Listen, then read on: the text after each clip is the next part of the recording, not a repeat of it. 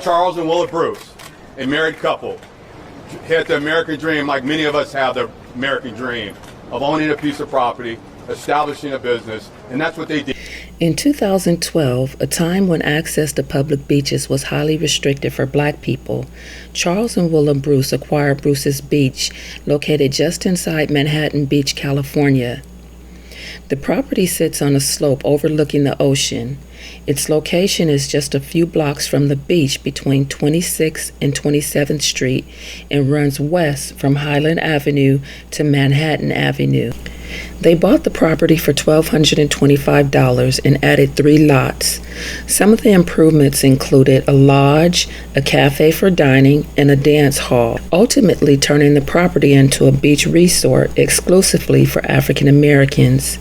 It was one of 3 beaches Black out-of-town visitors were allowed to explore.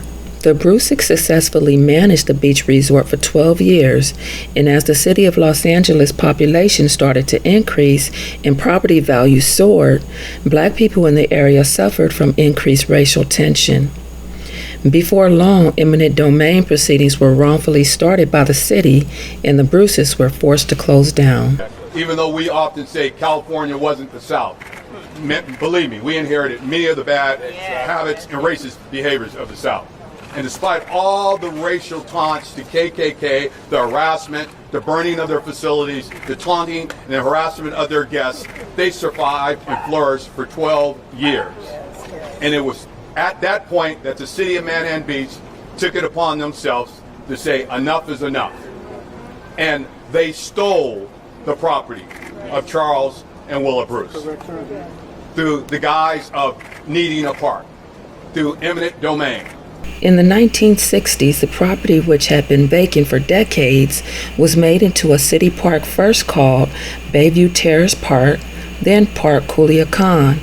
It wasn't until 2007 the Manhattan Beach City Council decided to rename the park to Bruce's Beach to commemorate its long history and out of goodwill to acknowledge the Bruce family. After going through a rigorous approval process, the city of Los Angeles, along with Governor Gavin Newsom, officially returned the property to the descendants of the Bruces.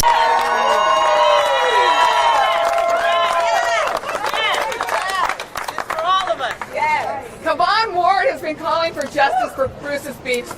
I finally heard her clarion call for justice and realized that the county indeed owned the very parcels which were once Bruce's resort. I knew there was one thing to do, and that was to give the property back. African American home ownership and property ownership in LA County is at levels lower than when it was even legal for Black people to buy property. We are in a county of 10 million, and 5 million of our residents are what we call liquid asset poor. So just think about it. If the Bruces had been allowed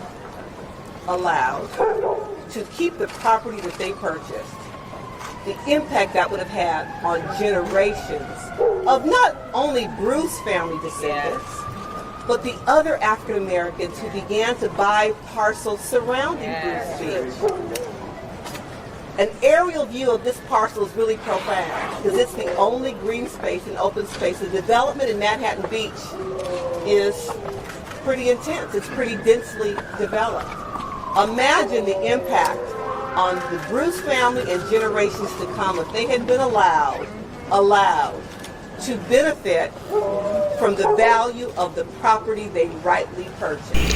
It is estimated that as of today, Bruce's Beach is worth a hefty $75 million. Justice for Bruce's Beach! Power to the people, power to my people. Yes! Well, as Governor of California, let me do what apparently Manhattan Beach is unwilling to do, and I want to apologize to the Bruce family for the injustice that was done to them a century ago. I say that as a proud Californian, but also mindful that we always haven't had a proud past. You know, the first governor of the state of California, Governor Burnett, began his first State of the State in our state's history, talking about the war on extermination, the war against our First Peoples.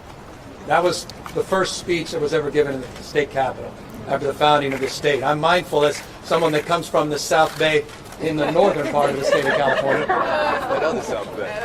that it was in the Bay Area that the origins of the xenophobia and the nativism and the laws, the anti-immigrant laws that exist today and persist today, they found their origins in Oakland, in Alameda, in the Bay Area.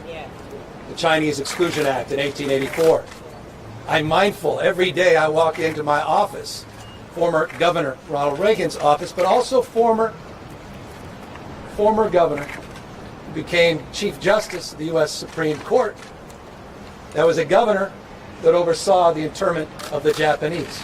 I'm reminded every single day that his legacy is not just attached to Brown versus Board of Education, but to that atrocity. I'm mindful that people came from all around the world for riches and new beginnings, so many from the South, to come here only to discover, as was noted, that those same laws, the oppression, the bigotry, the hatred, the rank racism, was thriving, not just surviving here in the West Coast of the United States. But I'm also mindful, as I stand here as Governor of California, there's only two dreams: the American dream and the California dream. No other state attaches itself to a dream. And of course, any of you, you just may need to turn around to try to understand that right here. Everybody understands that here in Manhattan Beach. Right. This coast of dreams, Reagan referred to it.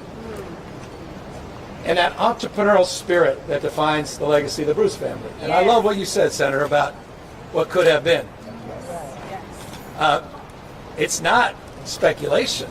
You got evidence of an entrepreneurial energy that was alive and well in this family, a persistence, a grit, a determination to make things happen.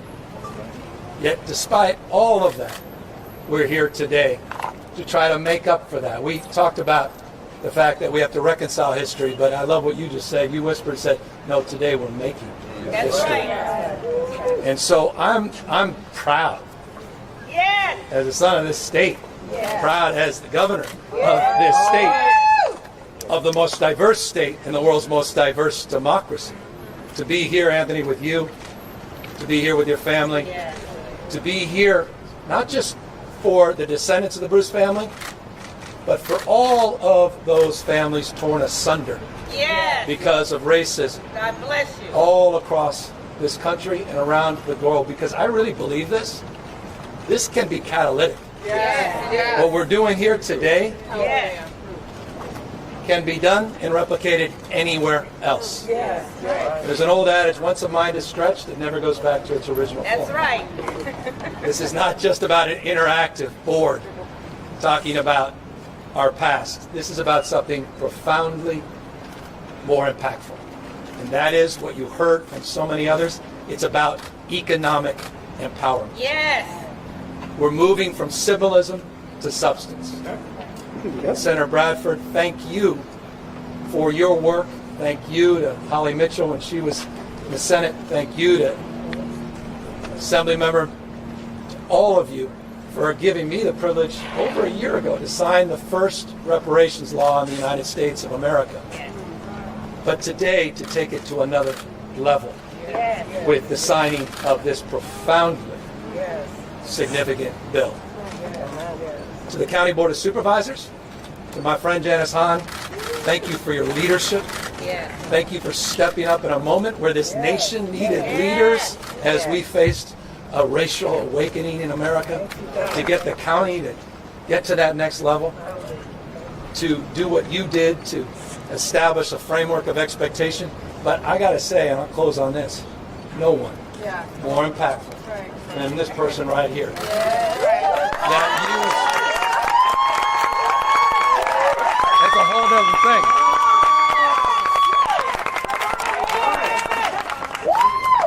We talk, and I'll last words. And I've said this in different contexts, but boy, when I was listening to you, watching you, I was reminded of this. Leaders can be found anywhere. You don't have to be something to do something. Amen. It's not about title. Exactly.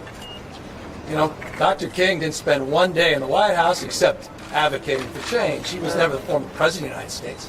Changed the world. That's right. Gandhi never spent a day as prime minister.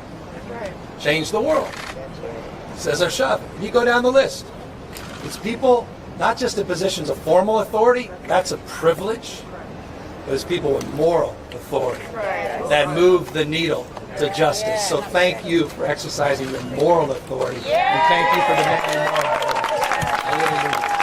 So with that, let's sign this bill and turn this property over. Just stay down, okay? We gotta get rid of it. Bro.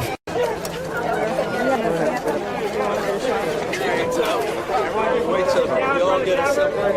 No. Hey, tell everybody. Come on, man. Hey everyone, if you guys can get behind this bunch of cameras. Wait till everybody gets settled in.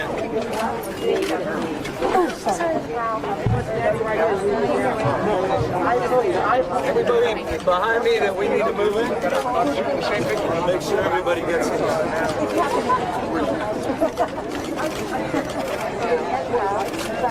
So you guys, we'll do first. We'll do the fake photo first. If we could, just real quick. Can you please not? Now, my honor. Sign this bill.